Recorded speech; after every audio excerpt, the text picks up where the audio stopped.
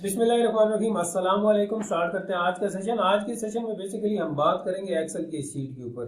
उससे पहले कि मैं वीडियो का आगाज़ करूं, मैं आपको बता दूं कि ये टेम्पलेट बेसिकली बनाई गई थी क्लास के लिए, तो मैंने कहा आपके साथ भी शेयर की जाए ताकि आम लोगों का भी इससे फ़ायदा हो। नेक्स्ट, अगर आपने अभी तक हमारा चैनल सब्सक्राइब नहीं किया तो सब्सक्राइब कर लें ताकि आने वाली नई वीडियोज़ आपको मिलती रहें। अब ये शीट इस्तेमाल कैसे होगी या ये किस कॉज के लिए बनाई गई है, किस मकसद के लिए बनाई गई है, किस ऑब्जेक्ट के लिए बनाई गई है, तो उसको हम यहाँ पर आपके साथ शेयर करेंगे। सबसे पहले मैं आपको एक बात बता देता हूँ। होता ही है कि मोस्टली घर बनने के बाद, यानी कि ग्रे स्ट्रक्चर बन गया या आपने एक ढांचा खड़ा कर दिया, उसके बाद होता ही है कि अब टाइलिंग वगैरह करवानी है।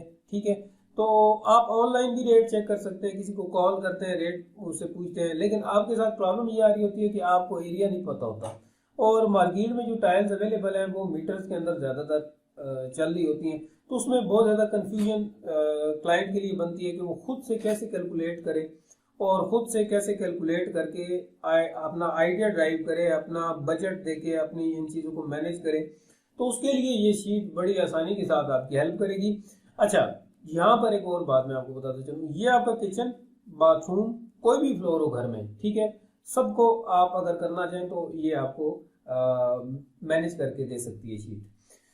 इसके लिए मैंने एग्जांपल एक यहाँ पर रखी हुई है कि सपोज करें कि ये मेरे पास है एक बाथरूम। इसमें आप देखेंगे 6x6 का ये बाथरूम है। अब इसमें 4 दीवारें हैं, 1 2 3 4, और एक दीवार के अंदर यहाँ पर आ रहा है दरवाजा। ठीक है, तो डोर जो है वो बेसिकली 2.5 फीट का है मेरे पास। ये 2.5 का भी हो सकता है, 3 का भी हो सकता है, 3.5 का भी हो सकता है। नेक्स्ट, टोटल जो हाइट है ना मेरे पास, यहाँ पर आप देख सकते हैं रूफ। ठीक है, तो रूफ की जो टोटल हाइट मेरे पास आ रही है 10 फीट आ रही है। ये आपके पास कम या ज्यादा हो सकती है according to your plan. Next, आप देखें कि जो हाइट है मेरे पास, यानी कि जहां तक मैं टाइल लगाना चाह रहा हूँ, जहां तक टाइलिंग में करना चाह रहा हूँ, वो हाइट मेरे पास आ रही है 7 फीट। अच्छा, ये 7 भी हो सकती है, 6 भी हो सकती है, 5 भी हो सकती है। हाइट तो मुझे पता चल गई।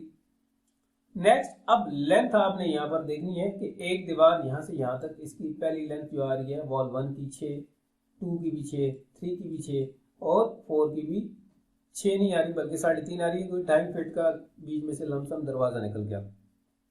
इसको आसान करने के लिए हमने ये बनाई थी एक्सेल की शीट कि किस तरीके से ये निकाल के दे हमें। अब यहाँ पर सबसे पहले आए आप वॉल 1, ये वॉल 1 6 2 6 3 6 एंड 3.5। अच्छा, ये मैंने डाल दी, टोटल लेंथ मेरे पास आ गई। अब लेंथ को यहाँ पर हाइट में जितनी रखना चाहता हूँ वो मैं डालूंगा, तो ये उसको मल्टीप्लाई करेगा और ये टोटल फीट बता देगा।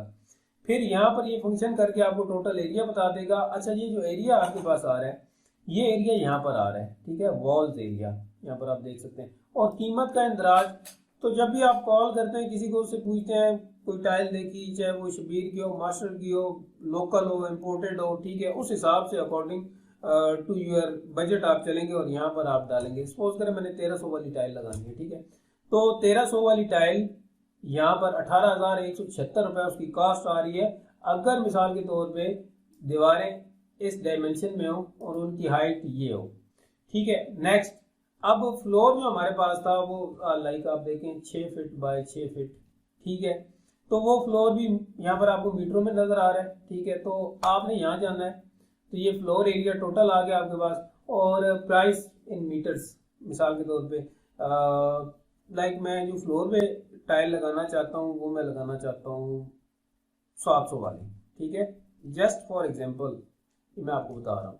ठीक है, तो अगर 700 वाली टाइल मैंने लगाई फ्लोर पर और मेरे पास 6x6 का एक लाइक है बाथरूम, तो उसकी जो बनेगी और उसकी वॉल्स की जो बनेगी टोटल कॉस्ट, अगर 700 और 1300 वाली टाइल मैं यूज करूं तो 20,517 बनेगी। आई होप के इस तरीके को आप फॉलो करके बड़ी आसानी के साथ चल सकते हैं। और अगर आपके घर के अंदर कंपोनेंट्स और भी हैं, यानी कि आप एक साथ टाइल लेने जा रहे हैं, मोस्टली ऐसा भी होता है कि एक सिटी से दूसरी सिटी में भी लोग जाते हैं टाइल्स वगैरह लेने के लिए, तो पहले से कैलकुलेशन अगर कर ली जाए तो ज़्यादा आसान रहती है। यहाँ पर एक बना हुआ है बटन यहाँ पर रीसेट का, इसको एक मैक्रो मैंने असाइन किया था, इसके ऊपर क्लिक करेंगे तो ये बिल्कुल रीसेट आपको कर देगा। सपोज करें मैंने पहला निकाला, फिर उसको मैंने लिख लिया, फिर दूसरी की निकाले लिख लें, या एक्सेल में आप एक नई शीट ले लें, ठीक है।